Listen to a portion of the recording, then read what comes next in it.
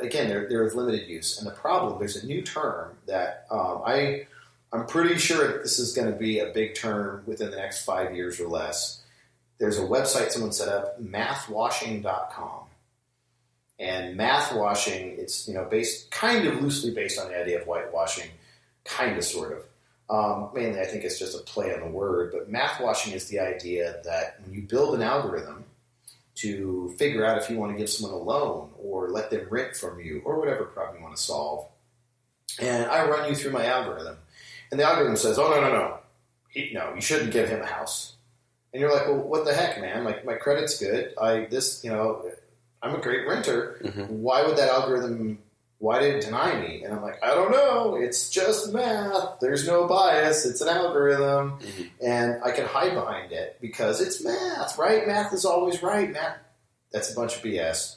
Math is designed by people. I mean, there are fundamental theoretical mathematical principles that those are solid. Those aren't designed by us. They're just discovered.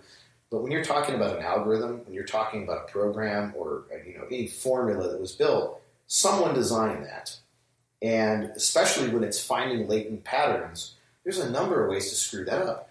Are you biased? The person building the software, did you accidentally put your own biases in the system? Okay, maybe you're not. Did the training data you have, was it too narrow a training set? Right. And it just picked up biases because it didn't have enough data to erase those biases. Or the other way, even if all that's not what happened, maybe just historically, people have been discriminated, and certain people live in certain neighborhoods because of a whole line of historical this happened and this happened, etc. Mm-hmm. And so the data reflects long-held biases in cultural institutions. So that it can pick up those biases somewhat accidentally. And that's all it does. And that's the danger, is when you take these ML algorithms and you throw a data set at them, and then you pretend they're going to be perfect and they're going to be smarter than people, and you don't put any human compassion, any human intelligence in there, you're going to have a bad time. It's like South Park. Yeah. If you pizza when you're supposed to French fry, you're going to have a bad time. Exactly. So make sure not to pizza when you're supposed to French fry with machine learning. When you're ML, when you're supposed to compassion, you're going to have a bad time. Exactly. And it's really going to be all of us are going to have a bad time, not just one person. Yeah, it's going to spread. And that's what's terrifying. These people are so enamored of these technologies, and they see them almost as like an article of faith. It's like, we built this. It's not very good. It's an old technology that we've got a long way to go before we can outsource these things to a computer, if ever. Mm-hmm. If you can ever swap in a computer maybe. I'm a firm believer that someday we could build, at this point probably by accident, but we could build a human-level intelligence. Yeah. I don't think that's going to happen. I don't believe Kurzweil. I don't think it'll happen in 30 years. I think it'll be more like 100 or several hundred. Interesting. Because Kurzweil, another great article I read, when he estimated how much processing power is in the human brain, he did not take into account everything we know now, partly because some of it wasn't known, and partly because he wasn't fully up to date. But there's a lot of processing. So a convolutional neural net is pretty simplistic. Mm-hmm. A human brain, there's processing that happens via proteins within each neuron before it sends any kind of impulses out over the synapse. So we modeled the synapse part with the CNN, but that's less than half of the processing that's going on in the brain. So there's no way a CNN can emulate a human brain. It's only like it's a surface level emulation. So it's a cool trick. But again, people should be very clear. This is a cool trick for finding patterns in lots of data. Mm-hmm. That's all. Yeah. So I guess that's my biggest takeaway, is we can't just throw technology at these problems. Mm-hmm. And as we would build a new society, we would have to be very careful, like in Mana, to not throw these things and optimize. And I see this happening all the time, where everyone wants to optimize. Oh, look, we can replace a human with this. Okay. I mean, it's not necessarily a bad thing. Yeah. In today's society, where the only way you can live and get money to eat and have a house and medical care is to work, it's kind of a bad thing. Although, again, that's arbitrary. Yeah. We could do society different, where you don't have to and get better social safety programs. And but that takes a complete reconstruction. That's what we're talking about, right? Exactly. So, yes and no, right? We're talking about starting from scratch. Yeah. Restructuring society is a whole nother beast. Okay. Because you got to pull from wherever, right? Like we're saying, we're going outside. I would hope those would go hand in hand. I would hope we would not squander an opportunity. Well, the kind of the goal, I think, also is setting an example, right? Like saying, all right, we're going to go over here and do this thing, because we know, like, just going through all of it and sifting through all of it, because so many problems at different levels that need to be thought of and restructured. And it also comes down to, like you've been talking about, developing a new culture where you're reprogramming people's belief systems about different things. And you need to do that somewhere else to show, like, hey, this is where it is. This is how it's working. Even still, like, bringing the culture, dude. Culture is such a challenging thing once it's ingrained to alter, because we all come from that cultural perspective. Do you want to go deeper into this, or do you want to take a detour to the dark side for a second? Because take me where you want to go, man. I don't know what the tone of your podcast you want to do, but here's one thing that Ian Kahn released a new book, I believe, last year. I got to speak with him for a bit at World Hosting Days conference in Las Vegas. And, really good time talking with him. But he gave a really inspiring speech about, the power of what you can do and entrepreneurship, all this kind of stuff. Really good. I haven't read his book yet, but based on the speech, I need to pick it up. It's probably worth a read. But my question to him was, so Ian, that's a really inspiring speech. That's a really, really good points there. But what about the adversarial nature of humans?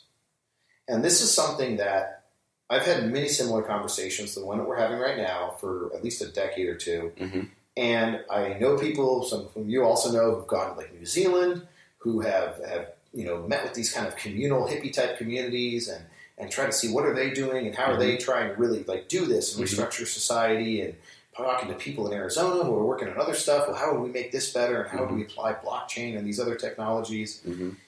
And the thing that, assuming they even get as deep as we have in education and moral versus technological and all those things that are hard enough to get all those mostly kind of right, the thing they always forget is we're talking about, buying a plot of land and starting over on an island, you're saying, outside of Fiji or something. Mm-hmm. We're still on Earth. And because of that, we're going to have interference. Mm-hmm. And people are assholes. Mm-hmm. And I can't remember the name. I wish I'd been able to dig this up prior to the show. There was, someone had this idea, and they did make their own little country. And things were going really, really well. Mm-hmm. This was a few decades ago. So it wasn't Sealandia, so if anyone pulls that up, nope, not that one. That's kind of interesting, but not what I'm talking about. This is an actual island made of dirt. Mm-hmm. And they built their own little country, and things were going well. Their GDP was growing. Mm-hmm. And there was another country, I forget which one. God, I wish I did look this up. I hate talking about it when I can't source it, but anyway. It's okay. Some of the country's like, oh, you guys are, that's pretty nice. You got some things over there. Yeah, we want those things. Exactly. And we don't just want those things. Yeah. We want all the things. We're going to annex you. And they did. And this little bitty country hadn't spent any money on military or weapons. They didn't have any alliances with any powers that had military or weapons who were willing to defend them. Right. So they got annexed. Yeah. And they became part of the other country, and they had to adopt their culture and everything, and they just ceased to be their own little thing. So if you're going to do this on Earth, and we're talking pre-apocalypse, and just doing this right now, let's say somehow we get a few $1 billion to play with this idea and find an island. Mm-hmm. If it goes really well, I guarantee you someone else is going to come and screw it up for you. So a couple things here. First of all, I'm actually pretty glad you brought this up. This is an area I plan to go into with some experts in the future. Around security and especially if you are going to do it on Earth, how do you prevent from that? I'm probably going to talk to my best friend from high school, who's a Navy SEAL, about reinforcement, security, military, all that concept. Those are things that I actually thought of as well as how do you kind of engage with the rest of the world if you're going to be on Earth. I've also was playing with, instead of presenting it as an island, as a space station, which is interesting. Brings new and different problems, but of course, right? Yeah. But that is a place where you're like, hey, you guys go do your thing. Yeah. Whatever's down there is kind of going on. We're just going to be up here floating around. But another thing also that which is that this is around your forte, and maybe this is a good lead into this, is let's maybe not even with just someone trying to come and take your resources, but trying to take control, especially if we're going to have this highly advanced technological city that's highly, structured on automation and whatnot. Someone coming in and hacking the system, right? And Yeah. this is your forte, which is cybersecurity. How do you prevent from that? Because if someone wants to do that, you know, what are some of the safeguards that you can have? Yeah, and I will say, okay, I guess I'll take it's my forte. Like I still barely consider myself a security guy. Okay. So 20 years of programming background, but security stuff, calling myself security guy in any reasonable means, only very recently in the last 2 to 3 years. But I have always been... You're so immersed in it.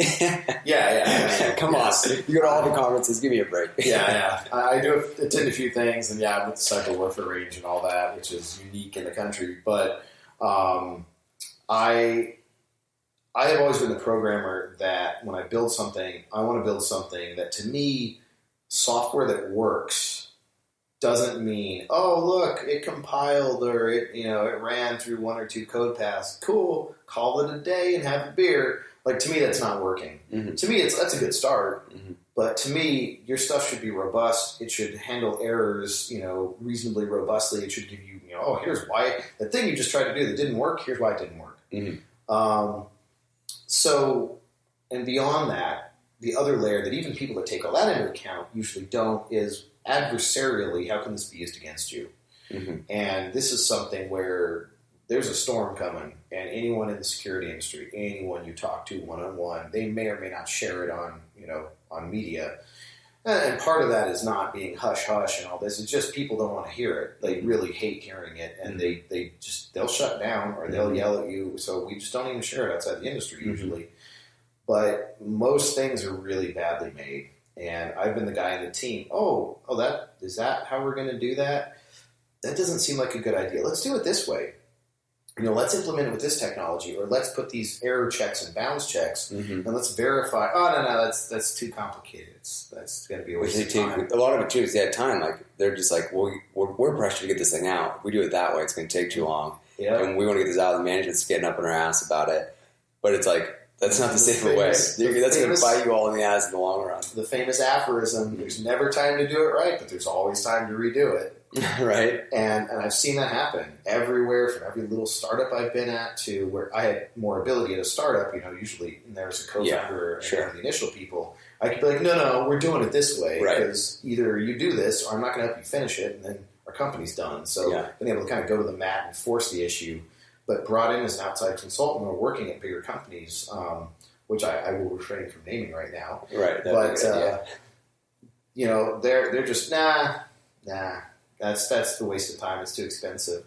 And it's really depressing because I'm like, I'll tell you how this is going to fail. I don't know exactly when, but I'll tell you exactly what's going to happen when this does fail because of that decision you're making right now. Mm-hmm. And then I'll usually leave before it fails because I'm like, I told you how to avoid this. I hate this phrase, hindsight is 20/20. Mm-hmm. I despise that phrase because almost every time there was someone on that team saying, we shouldn't do it this way. Guys, no, let's do it that way. Yeah. And they got overruled either by the team or by management.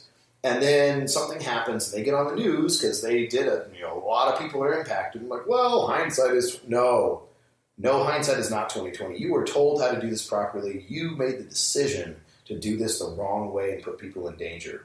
Mm. And you should be held accountable for that. Mm-hmm. And that's the problem. Is look at Equifax. They screwed up and they made money off it. They actually, we'll give you free identity theft. Just sign away your rights to sue us, and then you'll forget, and then we'll charge you for identity protection once you forget after 1 year. So the market can't fix a lot of this stuff. There has to be accountability, and we can get into whole not seem to lead. But we know how to do software right. Can we build hack-proof software? Well, there's nothing that's ever 100% hack-proof. Security is not about absolutes. There's nothing that's ever 100% secure. Right. That doesn't exist. Right. So it's all about balancing risk and usability. Mm-hmm. And we do know how to build software that's extremely resilient and robust. Yesterday, day before, a day or two ago, I actually had a phone call, really good time, by the way, 3 hours on the phone with a literal rocket scientist. He's done some really impressive things. Mm-hmm. Really fascinating when you talk to people that deep into the industry and they tell you stuff about do you know that rockets always fly crooked? Really? Yeah, once they're in space, they always fly crooked because of shifting center of gravity and all this. Interesting. Fascinating. Did not know that. No. So there's all kinds of weird counterintuitive stuff. And that kind of stuff, the stuff